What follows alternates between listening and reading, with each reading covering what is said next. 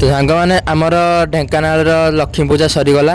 तो लक्ष्मी पूजा सरी सारा पर आज है आम ढेंकानाल भसाणी लक्ष्मी पूजा भसाणी।